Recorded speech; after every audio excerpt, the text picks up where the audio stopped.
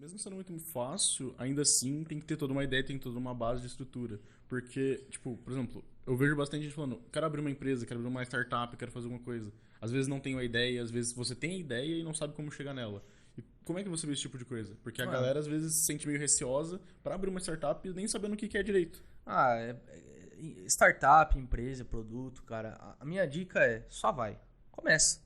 Eu falo, o código em si, muitas vezes, é a última coisa que você vai pensar Uhum. dentro de uma estrutura de startup. Eu já conheci muitas pessoas que começaram pelo código, começaram a racionalizar demais antes do produto ser viável. Uhum. Então, a gente tem casos aqui no Fomentavai, inclusive, de que a pessoa construiu um software gigante, cara. Tem um monte de função, um monte de coisa diferente que você pode fazer e tal, mas não tem mercado, não tem Uhum. público, ele não tem catividade, né? Até a parte de identidade visual, design gráfico e Sim. tal, que é uma parte que eu me interesso muito também, tem que ter uma concisão. E aí, você nunca começa pelo software, você nunca começa resolvendo o problema, você começa entendendo o problema. Uhum. Né? Uma grande parte por exemplo, do Lean Startup, dessas técnicas de desenvolvimento ágil, mas principalmente de design thinking, Uhum. né? Você começa entendendo, empatizando o problema. Então, vamos por um caso, né? Eu sou um programador, eu quero começar uma startup. Sempre foi meu caso, né? Uhum. Meu sonho foi sempre abrir uma startup e tal, e por esse caminho. Então, primeiro eu vou procurar identificar um problema. O programador, ele nunca é o senhor de uma outra área. Uhum. Então, se eu quero fazer um problema sobre imobiliária, ou eu vou aprender sobre esse mercado, ou eu vou trazer um sócio que é desse mercado, né? Então, você pode rodar uma pesquisa de mercado, falar, ó, faz lá um questionário que Uhum. vai...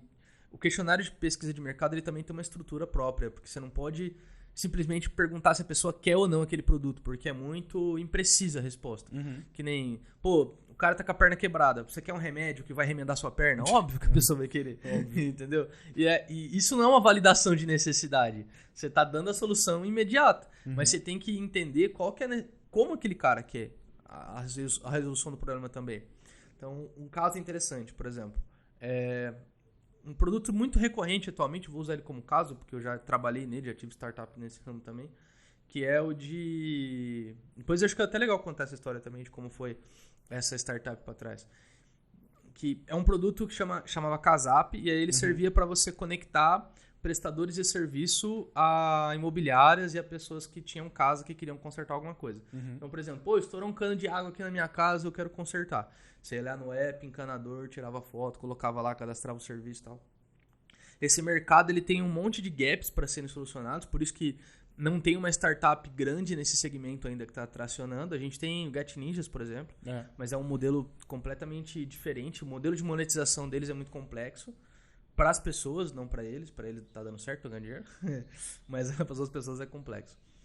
E você começa identificando o problema. Então, quando eu comecei a desenhar essa solução, eu fui nas imobiliárias. Uhum. Perguntei, olha, quais que são os seus principais problemas hoje? Onde a imobiliária poderia ser mais efetiva? Aí eles falaram assim, pô, tem esse problema da galera, da gente precisar de prestador de serviço, tem um problema de contrato, tem um problema, papapá. Beleza, aí você escolhe um segmento. Pô, prestação de serviço. É um segmento aqui que eles estão com um problema. Então, olha, como que você se relaciona com os seus prestadores? A gente conhece alguns na cidade, a gente sempre chama os que a gente conhece.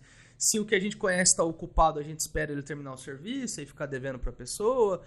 Então já identifiquei que o tempo é um problema. Sim. Porque se eu chegasse e perguntasse, olha, você tem funcionário suficiente para fazer a manutenção? A pessoa fala, não, não tem. E Entendeu? aí Você não ia você entender o acaba problema, ganhando, é. Então a pesquisa de mercado tem que ser um pouco mais. Você tem que induzir as respostas e entender. Então começa por aí. Uhum. Empatizou o problema, entendeu? Fez a pesquisa de mercado correta. Você identificou o que precisa ser feito? Beleza, você começa a entender o MVP. Porque o MVP é o seguinte: é você pegar as principais funções, aquilo que realmente é importante para o sistema e trabalhar em cima delas. Uhum. Kelvin, agora que a gente começa a pensar sobre tecnologia e infraestrutura. Não, ainda tá Tem que cedo. esperar um Tem pouquinho que esperar um mais ainda. pouquinho ainda. Para quem não sabe, por exemplo, a Easy Taxi, o MVP deles era um formulário no Blogspot e eles ligavam. A Easy Taxi não é muito comum aqui no Brasil, né? A gente conhece Uhum. outras empresas, é muito comum na Europa. E a Easy Taxi é de uma empresa brasileira. E aí eles começaram assim, ó. Eles tinham um formulário lá que eles mandavam pra pessoa A pessoa preenchia com o telefone dela e onde ela estava. Então eles pegavam, ligavam para um táxi e mandavam o táxi até a pessoa baseado no endereço onde ela estava. Né? Não tinha plataforma de tecnologia nenhuma na época. Era uma solução ali que estava sendo... Bruta, né? Bruta demais. MVPzaço mesmo, né?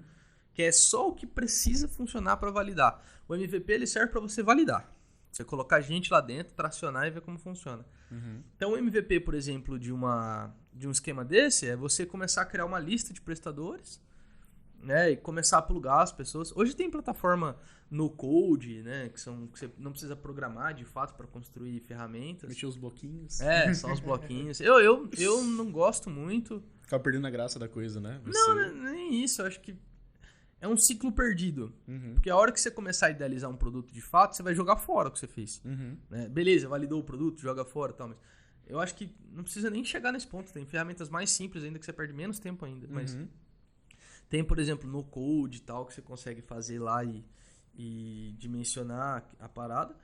E aí depois que terminou seu MVP, validou, tem gente lá na tua startup, aí você começa a desenvolver de fato, né? E começa a se preocupar com SRE, começa a se preocupar com infraestrutura, né? Começa a se preocupar com outras coisas. Mas a questão é que isso tudo está na mão do desenvolvedor, ele consegue fazer isso para trás. Porque a hora que chega na parte mais complicada, ele pode fazer sozinho para frente. Né? Então é bem interessante.